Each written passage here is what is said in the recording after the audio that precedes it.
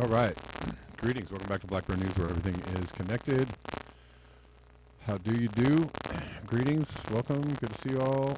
YouTubers, Rockfinners, Rockfinators, Colliners.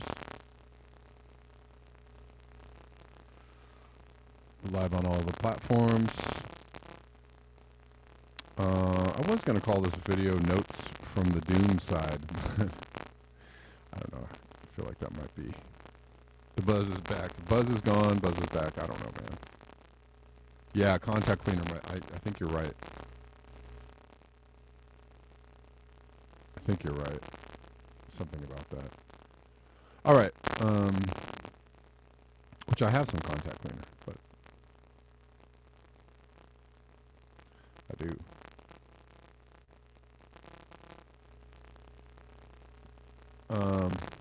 Welcome. Greetings. Let's get into it. The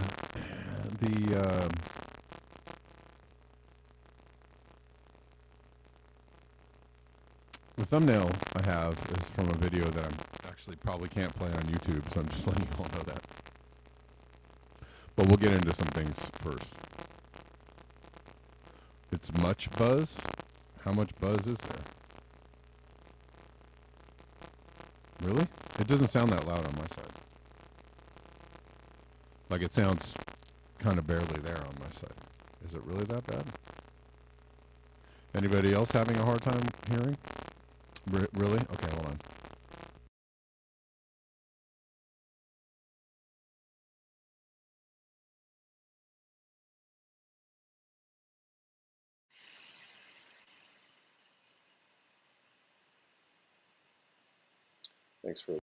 Thanks for the heads up. Is that better? Is that better? Hopefully I fixed that.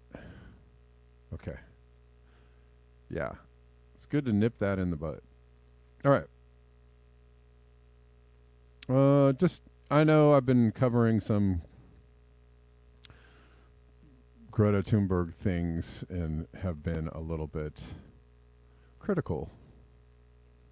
But let's, give another point of view on this. Fossil fuel giants throw people under the bus for their gain, Greta Thunberg says at Davos.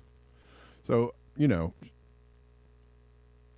apparently she's not there as an invited speaker. She's there to protest. I don't know. I have to assume on face value that her protest is real. I mean, because she is saying the real things about the fact that, fossil fuel companies have taken over climate talks, right? So,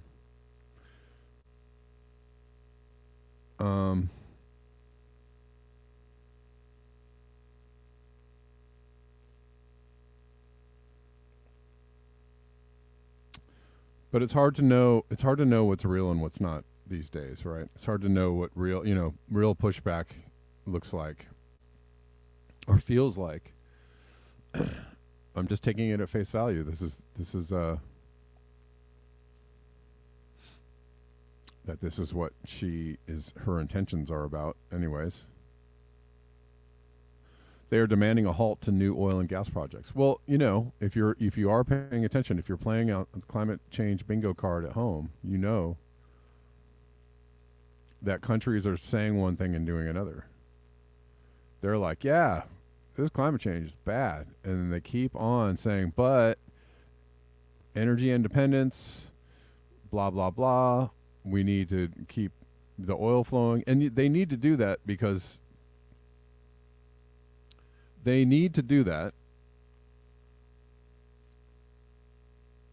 there really isn't an escape from our paradigm at the moment. Nobody has a key to get out of the trap that we built for ourselves. And so these countries have to do what they have to do to keep, the mans and machines humming, right? So you can protest fossil fuel companies all you want. You could say, hey, no more gas, no more oil. Hey, we don't want we want this to end. And you'll probably get a lot of like, yeah, we know, right? But you're not going to end the oil anytime soon.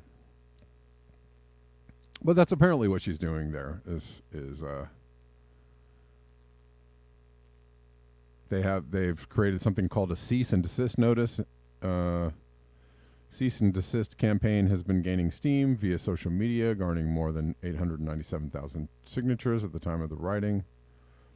It calls for oil and gas CEOs to immediately stop opening any new oil, gas, or coal extraction sites and stop blocking the clean energy transition we also urgently need. And they're not going to do that. They're not going to do that. So, I mean, the intention is real, and the intention is good. The intention is a good one. Exactly, G. Demarest. Jobs count more than saving humans. Or let's not even talk about humans. Let's talk about all the other animals we're driving to extinction.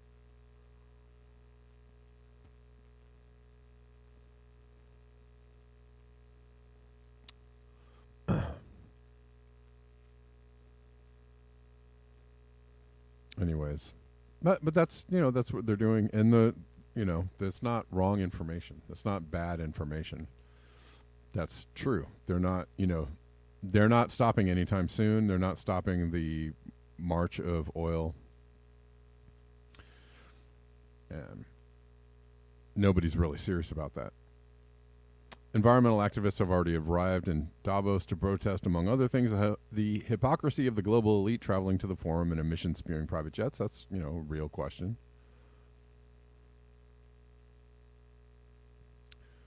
T-Truth says third boomer in a row. Third boomer in a row. Hembone, then Guy, now Kevin. I don't really understand what you mean. For one, I'm not a boomer, but...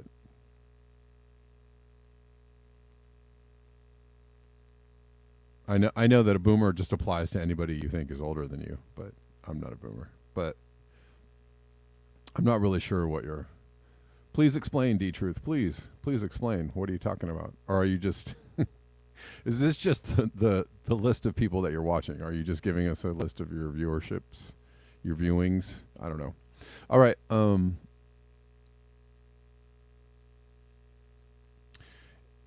2022, 1 in 10 WEF attendees were arrived by private jet, with one flying just 21 kilometers. This week, Debt for Climate protesters are blocking jets from landing at St. Gallen Alten Rhine private airport by suspending themselves from a wooden pole structure on the runway. That's cool. I mean, that's real, right? What are we even talking about? Oh, doomer. I thought you said boomer. Did I misread it? Sorry. No, you did say boomer. Yeah. Okay, then everything makes so much more sense, D-Truth. Thank you for letting me know. Does D stand for doomer? D-Truth? Doomer Truth? I don't know. We are blocking the private airport used by Davos 23 attendees to demand the richest 1% play there. So, and is that not a legitimate request? I think that is. Especially for all the people that are like, yeah, well, why don't the rich people do something about this climate change? Well, they're trying to actually get some attention paid to that, aren't they? Are they not? So it's a worthy cause.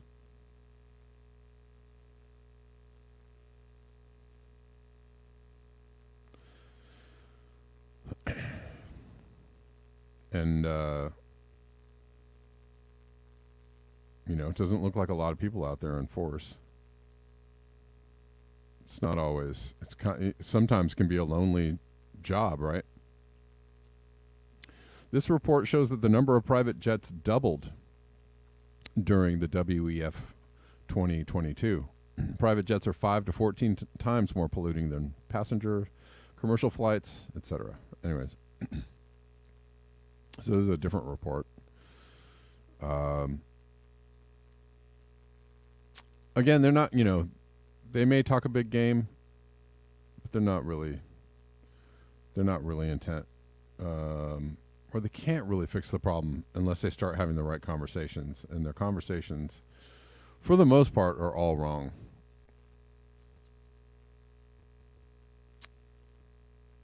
So that's happening. We're not going to watch this one yet. We are not going to watch that one yet. We're going to save that for a little while later. We're going to save that for Rockfin.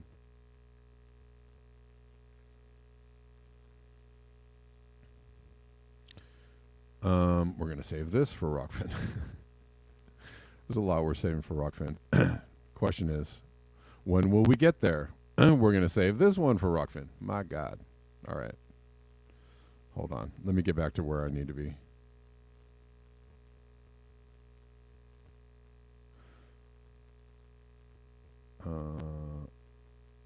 Let's see. What's up, Rockfin people? What's up? Caleb says Gen X and ashamed. Yes, I am Gen X.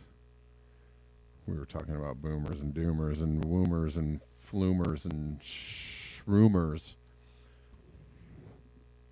But not groomers.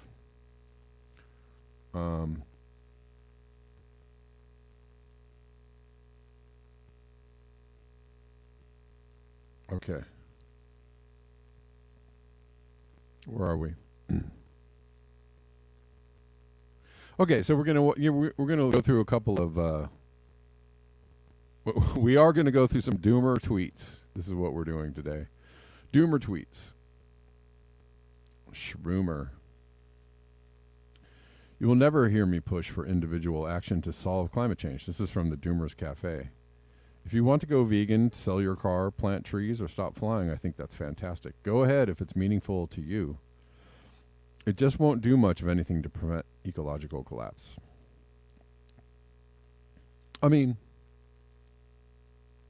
I think do it if you feel moved to do it. Do whatever you can. And that's fine. I mean, some people have different takes on this. A lot of people are like, don't worry about it. Nothing's going to really change our outcome.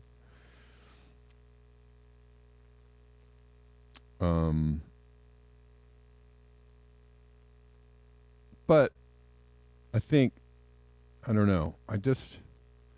I personally don't want to go out as just a sloppy human, a sloppy, disgusting human. Like that's just my goal in life. It's not, it's the bar that I've set for myself. Is not to go out like a sloppy human, not to go out in a rage of binge consumption. That's how I'm trying not to go out. I'm actually trying to go out being a much softer person on this earth, and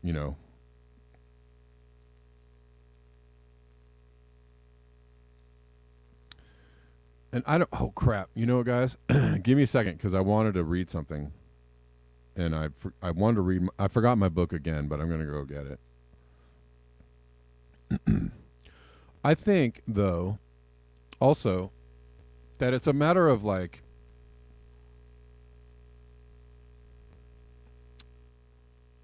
Let's say there's not an answer now. I also live by the maxim of never say never, right? You really don't know how the earth is going to respond in the future to changes. You really don't, we have ideas about it. We have likelihoods. We have, right? But we don't have any concrete evidence about when this thing is going to happen or when that thing is going to happen. So wouldn't it be better to be doing right action anyways? Just because, right? Right action is just right action. So wouldn't it be doing better to be doing the right thing or trying to do the right thing just in case we had a window of opportunity, just in case, you know, there's a chance that we could turn it around, just in case, you know. And I know, no, you don't want to hear the hopium. I know. Or no, how dare you speak of such things as hope or hope and change. But, you know, if you're dying of a terminal illness,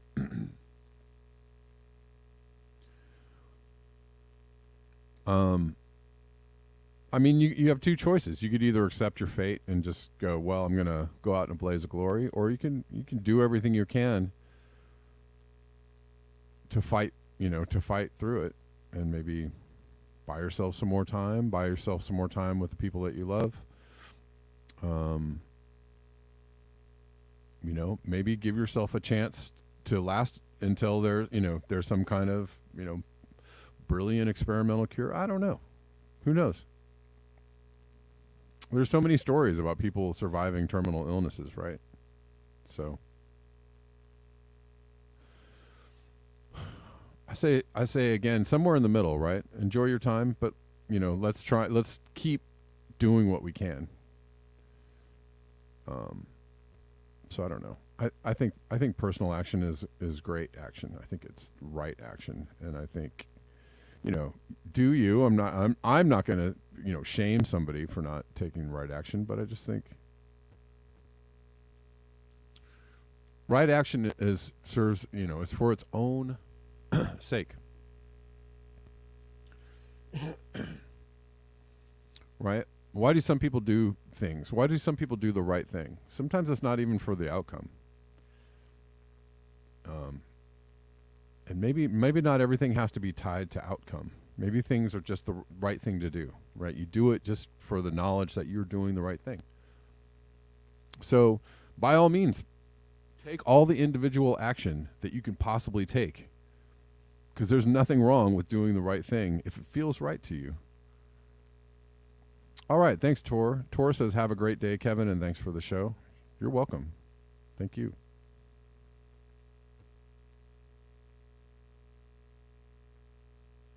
And even though you live your life doing right action or doing the best that you can, or sometimes failing and sometimes winning, you're going to die anyways.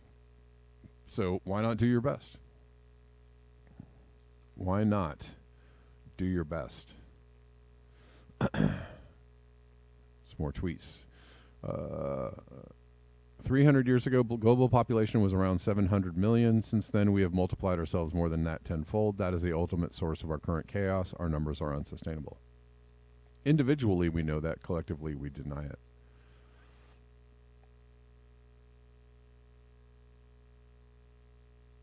Somebody says, if we all lived a lifestyle typical to a sub-Saharan Africa, or African, I guess, Earth could easily support 10 billion of us. Yeah, I don't know about the easily part, but well, okay, fine. At billionaire lifestyles, far below 1 million. Sperm counts are dropping, disease and warfare are escalating, crop yields are plunging, population falling is inescapable. And that's absolutely true. I don't know. There's a lot of argument about whether overpopulation is a problem or not. All right, guys, I'm gonna put on some music. Give me a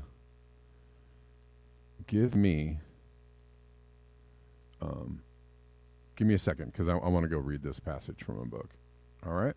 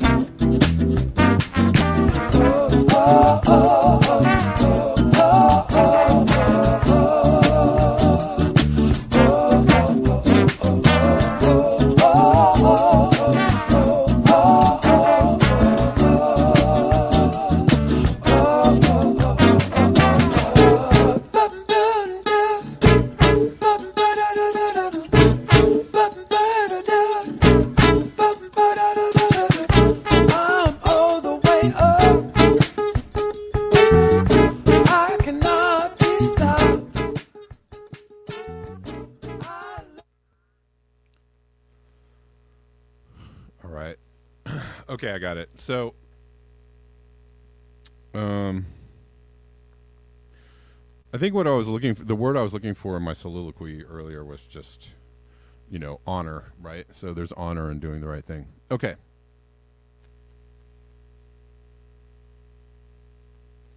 There's honor in living righteously. Okay. I'm going to read this from the Ministry for the Future. Possibly some of the richest 2% of the world's population have decided to give up on the pretense that progress or development or prosperity can be achieved for all 8 billion of the world's people. For quite a long time, a century or two, this prosperity for all goal had been the line taken. That although there was inequality now, if everyone just stuck to the program and did not rock the boat, the rising tide would eventually float even the most high and dry among them. But early in the 21st century, it became clear that the planet was incapable of sustaining everyone alive at Western levels. Physics and math. And at that point, the richest pulled away into their fortress mansions, bought the governments, or disabled them from action against them. Which has actually totally happened right now. That's happening right now. And bolted their doors to wait it out until some poorly theorized better time, which really came down to just the remainder of their lives. Perhaps the lives of their children, if they were feeling optimistic. Beyond that, après moi, le déluge. Excuse me. A rational response to the intractable problem.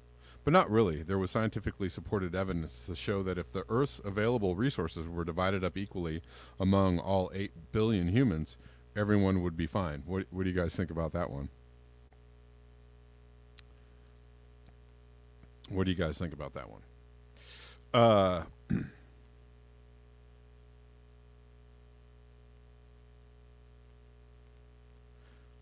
They would all be at adequacy, and the scientific evidence very robustly supported that contention that people living at adequacy and confident that they would stay there, a crucial point, were healthier and thus happier than rich people. That's also true, right? So,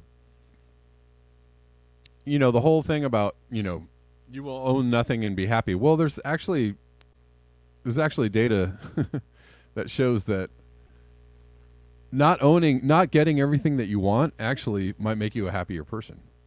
So there's two sides to that argument, or there's two sides to that fear of like, well, the WEF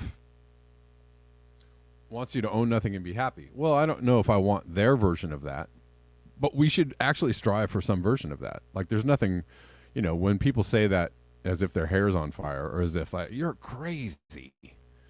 No, actually, you're crazy. People that think that, you can just, having all the toys and, having a couple $1 million in the bank account is going to make you happy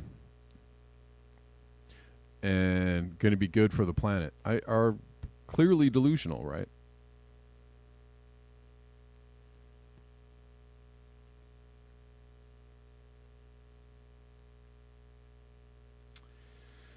Anyways, so the upshot of that equal division would be an improvement for all. Rich people would often snort at this last study, then go off and lose sleep over their bodyguards.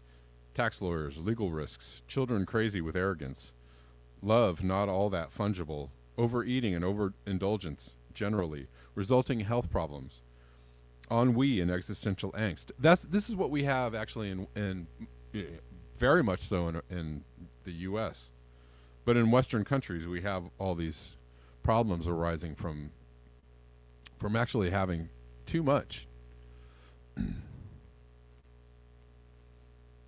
And I know, well, that people would argue, well, you can't have somebody else deciding what too much is for you. But you can't actually, but if you give everybody the freedom to have too much, then they're going to have too much. So what do you do about that? That's one of those existential questions we never really know the answer to. Maximum wage. What is wrong with a maximum wage?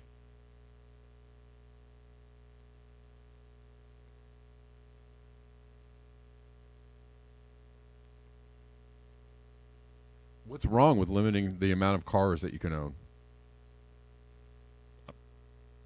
I don't see it. I don't see the issue with that, except for the fact that we don't really. We're so corrupt and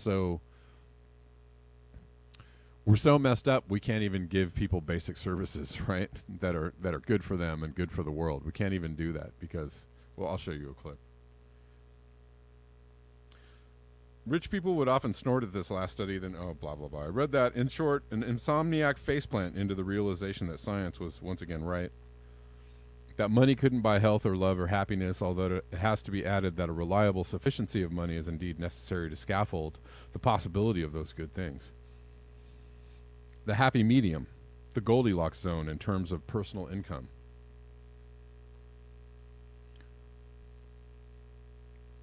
Please, sir, may I have some more?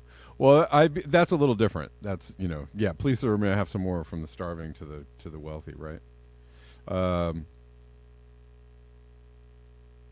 Although it has to be added that a reliable sufficiency of money and blah, blah. The happy medium, the Goldilocks zone in terms of personal income, according to sociological analysis, seems to rest at around $100,000. We've been talking about this for a long time, maximum wages.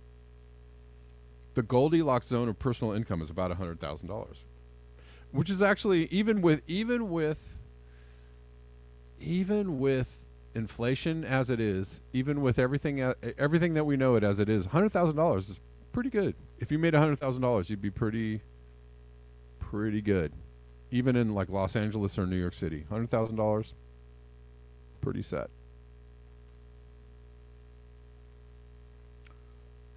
But that's also about what the minimum you need to be making to be pretty set, right?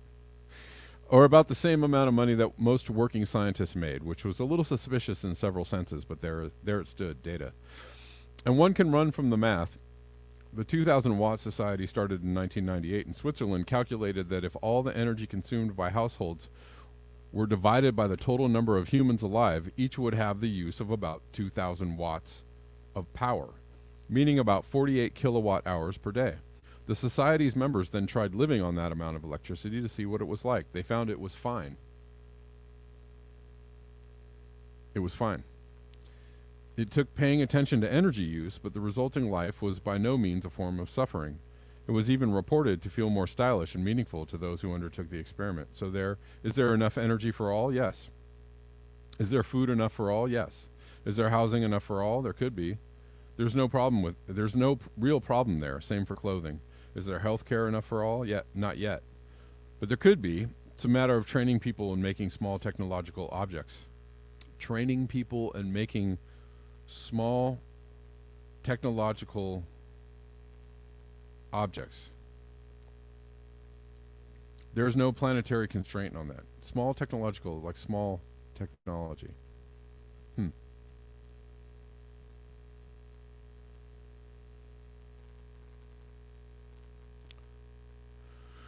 I mean, we can go down the road. I don't know. I don't see any issue with some amount of social engineering, right? Like, and people just lose their mind. Oh my God, socialism and communism. The first thing though is you got to get the bastards out of the way, right? The bastards meaning the people that run the joint. You got to get those people out of the way. I don't know how you do that without becoming a bastard yourself, I guess, right? Fresh Air says, no matter what, you have to pay taxes. Then a home, health care, and basic healthy 3 meals should be an American right. I agree with you. That's the thing, is we're paying taxes anyways, right? Or even if they abolish the IRS. I was thinking about that. We were talking about the IRS and the 30% tax. How do you enforce the 30% tax if there's no IRS? Or who collects the 30% tax? Is it another agency? It's another agency. I don't know. I was just thinking it all the way through. But anyways. But yes, if you're paying taxes, why aren't we getting the things? That's what, this has been the ratchet effect of the right and the left going to the right. The ratchet effect is like, well, we need to cut these services because, the budget and who's going to pay for it. We've got to cut these services back, right? But you keep on paying the taxes. You don't pay any less in taxes. You just get less and less for your money, right? Deregulation, yes, is a transfer of power from the trodden to the treading. Right, it's an upward transfer of wealth. But all these, all the libertarian, pom-pom waivers, yay, less big government and regulation. Well, all you're doing is allowing the corrupt people in power to be more corrupt. Let's take away some more regulation. Let's have less regulation on the people in charge. Does that sound like a good idea? I don't know. Did you think that one all the way through?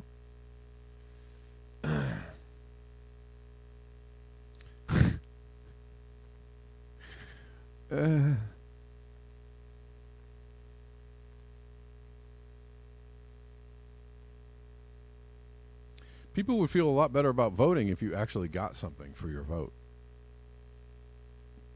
But there's a lot of people out there telling you, like, don't vote, stop voting, don't engage in the system, stop. The system it's dead, it's done, it's dying. You can't vote, you can't fix anything, you can't do anything. Right?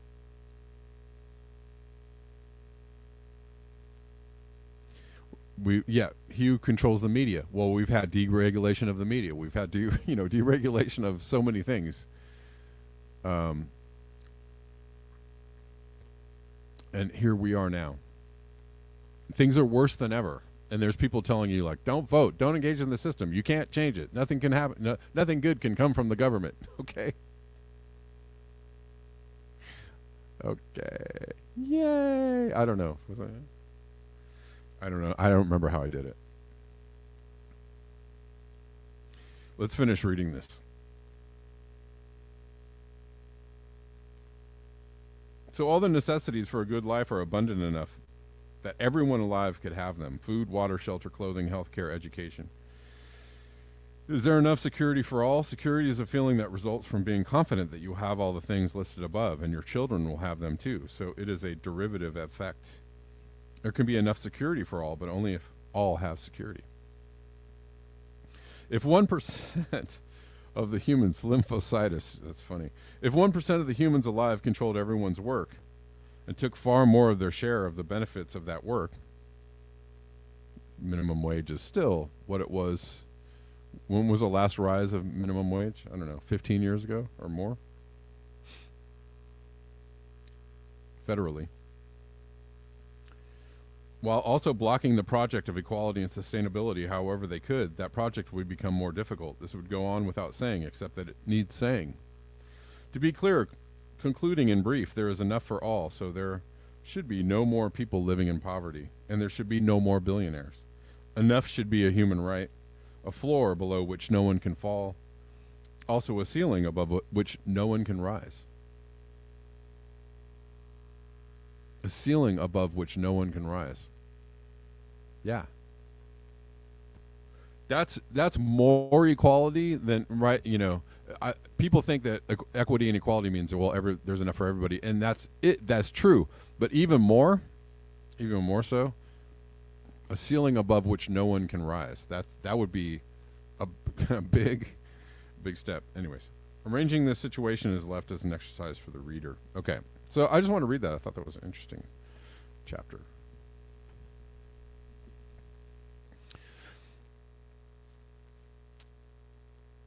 These are just thoughts. But I thought that was good.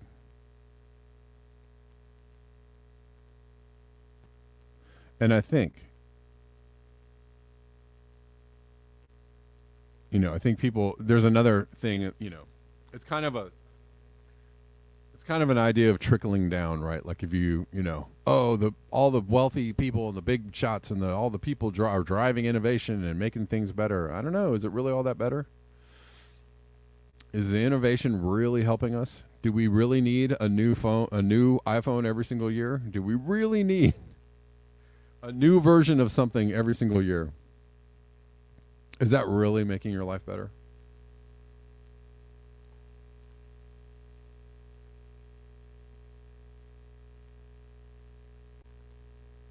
Anyways, I rest my case. No. I don't know. I'm just putting out ideas. I'm just talking. We're just talking here.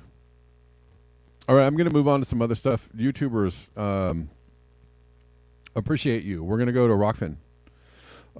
Thanks, Gene. It wasn't that article. It actually is a chapter from a book called The Ministry for the Future, which is pretty good book. I started reading it a long time ago, and I kind of stopped at the first like chapter or two, and now I'm making my way through it slowly. I read very slowly because I'm watching too many videos all day.